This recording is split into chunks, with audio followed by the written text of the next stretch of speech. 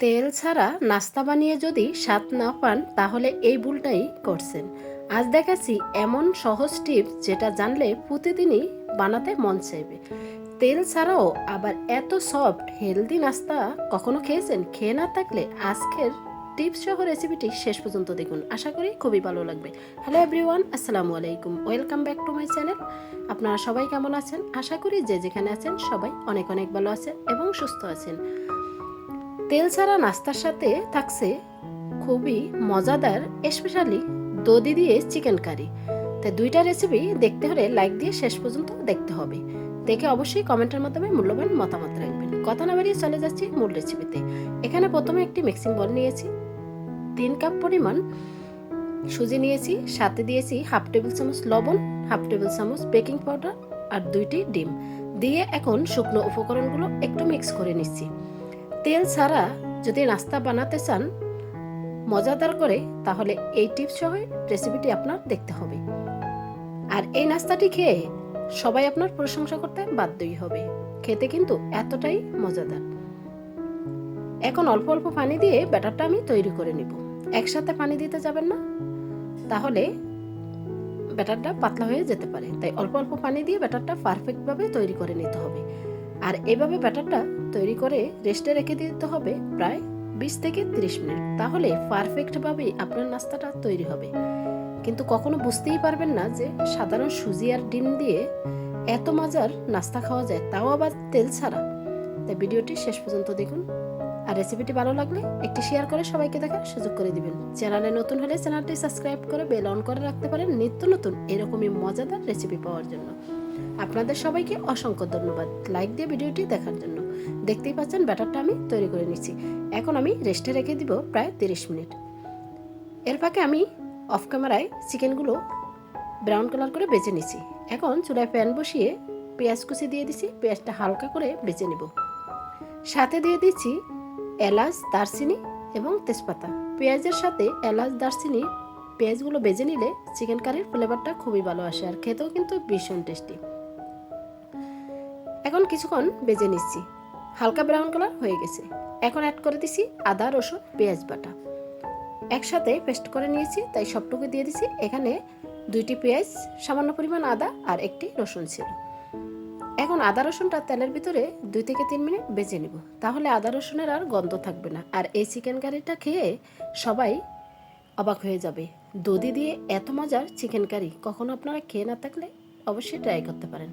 এখন এক এক করে সবগুলো উপকরণ অ্যাড করে দিচ্ছি। প্রথমে দিয়েছি হাফ টেবিল চামচ হলুদের গুঁড়া, হাফ টেবিল চামচ মরিচের গুঁড়া, 1 টেবিল চামচ চিকেন মশলা, 1 টেবিল চামচ ধনিয়ার গুঁড়া, হাফ টেবিল চামচ জিরার গুঁড়া, স্বাদ মতো লবণ। আর এখানে দিয়েছি হাফ কেজি দধি। হাফ কেজি দুধ এনে আমি নিজেই বাসায় দধিটা বানিয়েছি, তো সম্পূর্ণটা দধি দিয়ে দিচ্ছি। এখানে আমার 1.5 কেজি পরিমাণে একটি চিকেন ছিল। তাই এখন ভালো করে আমি কষিয়ে নেব। দধি দিয়ে যে এত মজার চিকেন রান্না করা যায় আপনি না দেখলে বুঝতেই পারবেন না। আশা করি আজকের রেসিপিটি আপনাদের কাছে খুবই ভালো লাগবে, তাই লাইক দিয়ে শেষ পর্যন্ত দেখুন।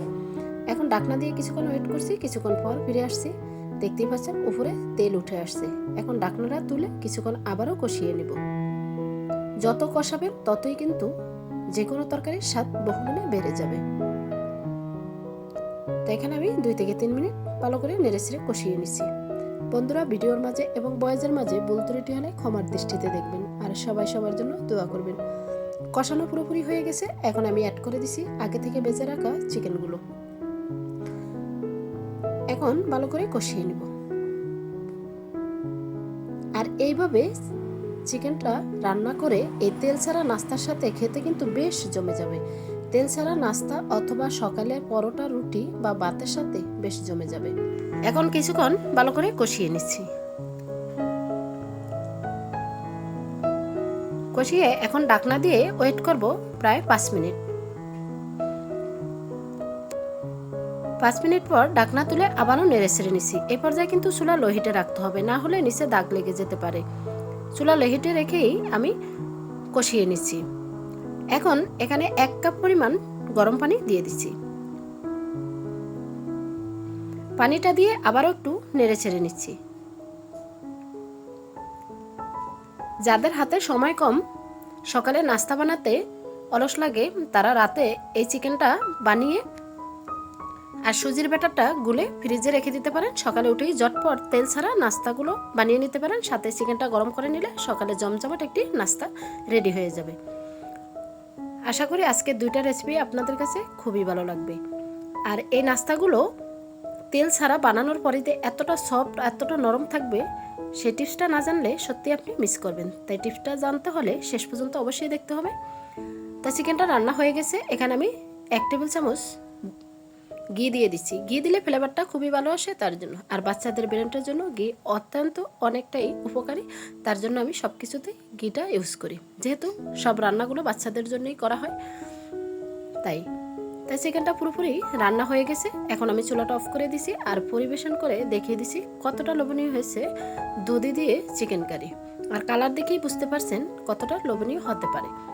আর এইভাবে এই চিকেনটা বানিয়ে আপনারা এই তেল ছাড়া নাস্তার সাথে খেতে পারেন। খেতে কিন্তু ভীষণ টেস্টি হবে। তো এক এক করে একটা বাটিতে সবটুকু চিকেন পরিবেশন করে নিচ্ছি। বন্ধুরা, আমার দুইটা রেসিপি কেমন হয়েছে অবশ্যই কমেন্টের মাধ্যমে মূল্যবান মতামত রাখবেন। আপনাদের একটি লাইক, একটি কমেন্ট, একটি শেয়ার আমাকে ভিডিও করার উৎসাহিত আরও বাড়িয়ে দিচ্ছে। আপনাদের সবাইকে অসংখ্য ধন্যবাদ এত সুন্দর সুন্দর মন্তব্য করার জন্য। চিকেনটা আগেই রান্না করে এক পাশ রেখে দিছি। নাস্তাগুলো তেল ছাড়া বানিয়ে গরম গরম সাথে চিকেনের সাথে খাওয়া হবে। দেখতেই পাচ্ছেন 30 মিনিট পর ফিরে আসছি আর সুজিগুলো ফুলে ডাবল হয়ে গেছে। এখন ভালো করে আবারও ফেটিয়ে নিব। একটু সময় ধরে ফেটিয়ে নিতে হবে। আপনারা চাইলে ব্লেন্ডার করেও নিতে পারেন। এখানে ঘনত্বটা অনেকটাই বেশি, তার জন্য আবারও হাফ কাপ পরিমাণ পানি দিয়ে এখন ভালো করে ব্যাটারটা তৈরি করে নিচ্ছি।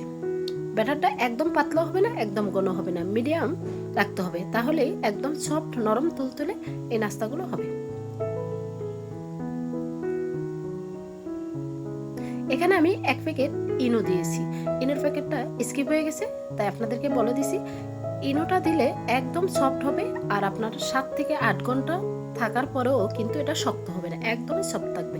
যখন নাস্তাগুলো বানাবেন 1 প্যাকেট ইনো দিতে পারেন। এইটাই ছিল এই নাস্তাগুলো নরম রাখার গোপন টিপস। আর এই ইনোটা দিলে খেতেও কিন্তু ভীষণ টেস্টি হয়। এখন আমি প্যানটা বসিয়ে দিয়েছি, প্যানটা গরম হয়ে গেছে। এখন এক এক করে নাস্তাগুলো বানিয়ে নিছি। এখানে আপনারা দেখতেই পাচ্ছেন 1 ফোঁটাও তেল দেওয়া হয়নি, একদম সম্পূর্ণটাই তেল ছাড়া বানিয়েছি। আর কত সুন্দরভাবে জালিদার হয়েছে দেখেই বুঝতে পারছেন। এখন এক এক করে সবগুলো নাস্তা আমি বানিয়ে নিচ্ছি। আপনাদের সুবিধার্থে আরও একটি বানিয়ে দেখিয়ে দিচ্ছি।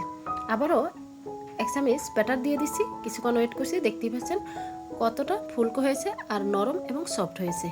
তাই এইভাবেই সবগুলো আমি বানিয়ে নিচ্ছি।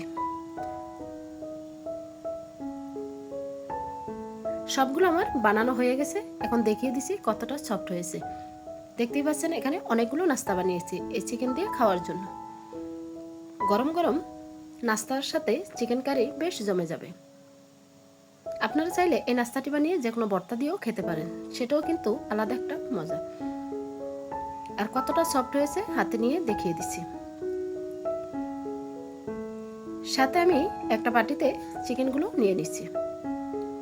আমার বাচ্চারা খেয়ে তো সত্যি অনেক প্রশংসা করছে, কারণ এরকম তেল ছাড়া নাস্তা কম বেশি সবাই পছন্দ করে। তেল ছাড়া নাস্তা যারা পছন্দ করেন এই টিপসগুলো মেনে নাস্তাগুলো বাসায় ট্রাই করতে পারেন। আশা করি আজকের এই টিপস সহ নাস্তার রেসিপির সাথে দধি দিয়ে চিকেন কারির রেসিপিটি আপনাদের কাছে অনেক অনেক ভালো লাগছে। তাই ভিডিওটি শেষ পর্যন্ত দেখার জন্য সবাইকে অসংখ্য ধন্যবাদ।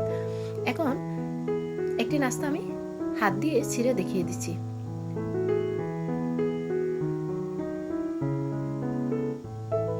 দেখতেই পাচ্ছেন কতটা সফট হয়েছে আর অসংখ্য জালিদার হয়েছে এই নাস্তাগুলো। আপনারা সুজির পরিবর্তে আটা দিয়েও বানাতে পারেন। এখানে আমি সম্পূর্ণটাই সুজি দিয়ে করেছি। আর যখনই বানাবেন অবশ্যই ইনোর প্যাকেটটা দেওয়ার চেষ্টা করবেন। তা আজকের মতো এখানেই বিদায় নিচ্ছি। আবারও দেখা হবে নেক্সট কোনো রেসিপির সাথে। ততক্ষণে সবাই ভালো থাকবেন, সুস্থ থাকবেন, নিজের খেয়াল রাখবেন, পরিবারের খেয়াল রাখবেন। আর সবাই সবার জন্য দোয়া করবেন। ভিডিওর মাঝে এবং ভয়েসের মাঝে ভুল ত্রুটি হলে ক্ষমার দৃষ্টিতে দেখবেন। আসসালামু আলাইকুম রহমতুল্লাহি ওয়া বারাকাতুহু। আল্লাহ হাফেজ।